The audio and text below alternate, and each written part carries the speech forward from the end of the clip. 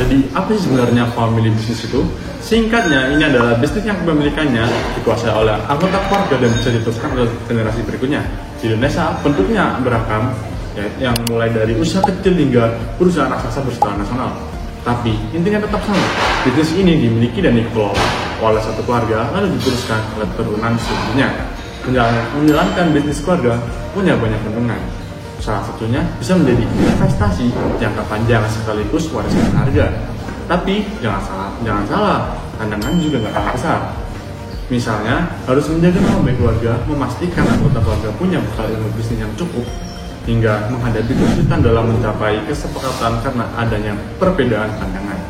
Nah, di Indonesia sendiri ada banyak contoh bisnis keluarga yang sukses berkembang seperti PT Jarum, PT Sukses Mamur, Telkom, lalu ada Big Group hingga Sampurna.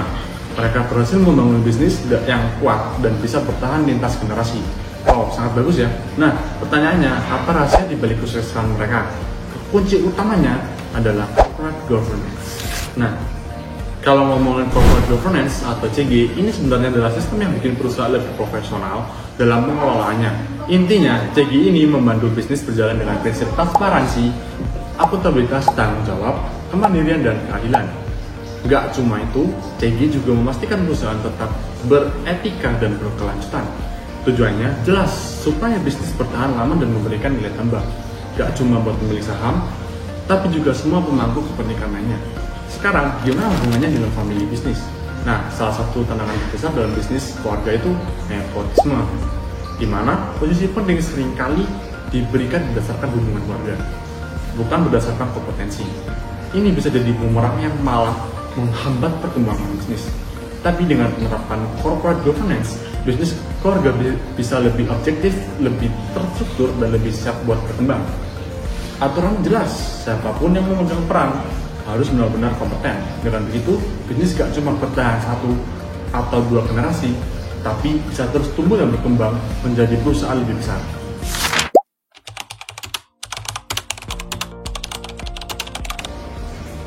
Mari kita lihat 2 contoh nyata yang ada di Indonesia. Yang pertama ada Jamu Cap Nyonya Menir, dan yang kedua ada Sinar Mas Group. Kita masuk ke dalam pembahasan yang pertama, yaitu Jamu Cap Nyonya Menir. Nyonya Menir sendiri ini merupakan produsen jamu terbesar yang ada di Indonesia. Didirikan pada tahun 1919 oleh Nyonya Menir. Selama beberapa dekade, perusahaan ini mampu untuk mengukuhkan posisinya sebagai merek jamu tradisional yang dikenal luas di Indonesia maupun di berbagai negara. Namun sayangnya, keberhasilan tersebut akhirnya runtuh akibat konflik internal yang terjadi dalam keluarga pendiri. Jadi, pada tahun 1985, terdapat perselisihan antara anak dan menantu pendiri mengenai kepemimpinan, yang berakhir dengan pelepasan saham 2 anak Nyonya Menir. Lalu di tahun 1989 hingga 1994, terdapat konflik antara keluarga Hans Pangemanan dengan keluarga Noni Sairang dan Charles Sairang, yang akhirnya diselesaikan dengan pelepasan saham oleh keluarga Hans Pangemanan.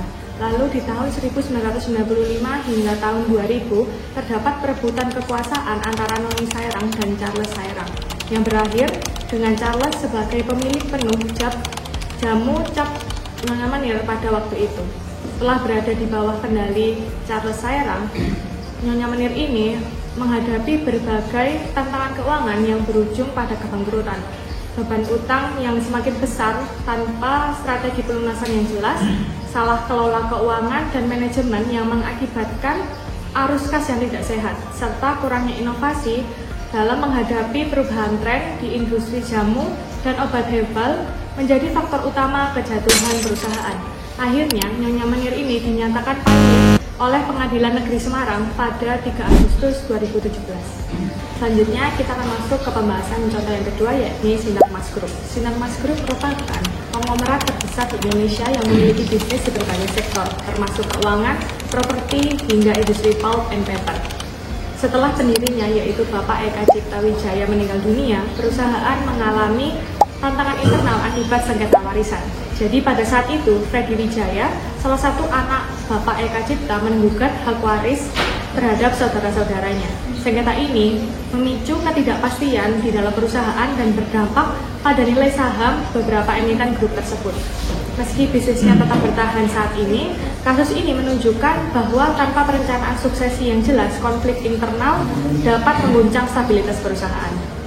Baik, dari dua contoh yang sudah saya paparkan sebelumnya, menegaskan pentingnya corporate governance terhadap bisnis keluarga atau family business. Tanpa aturan yang jelas, perencanaan suksesi yang matang, dan manajemen profesional, bisnis keluarga yang sukses pun bisa runtuh seketika karena konflik internal ataupun salah kelola. Apakah bisnis keluargamu sudah siap bertahan dalam jangka waktu panjang?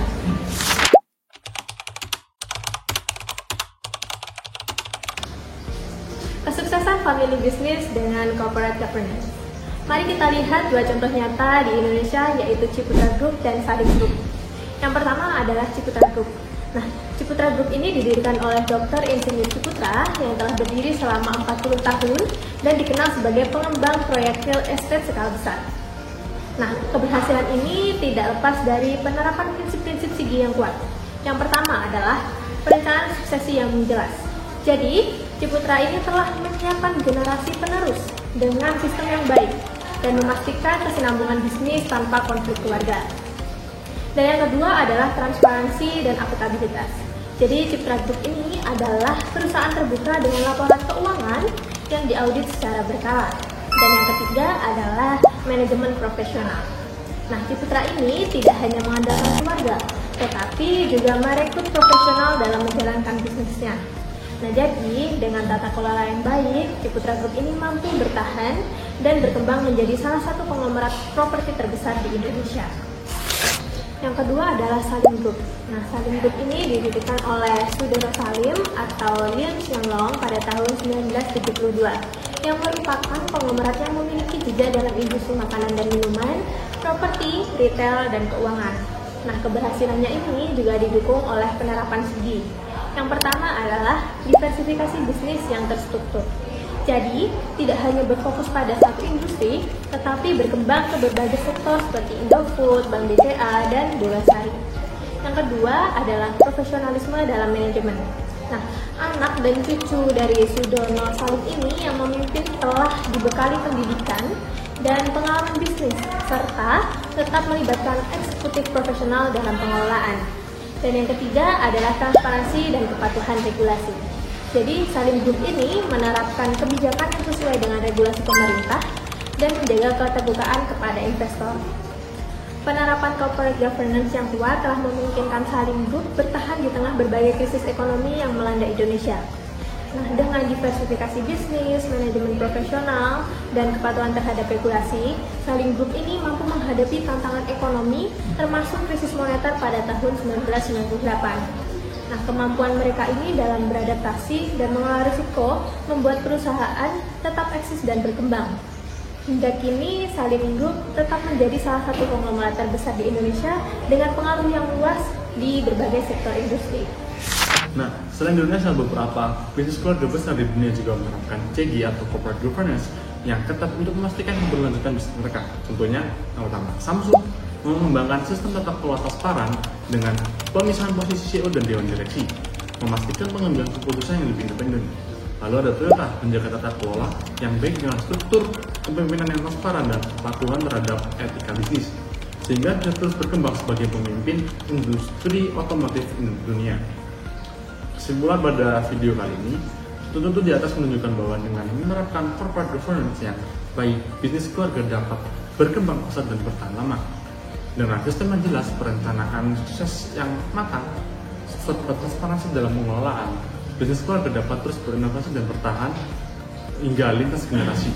Apakah bisnis keluargamu siap mengikuti jejak ini?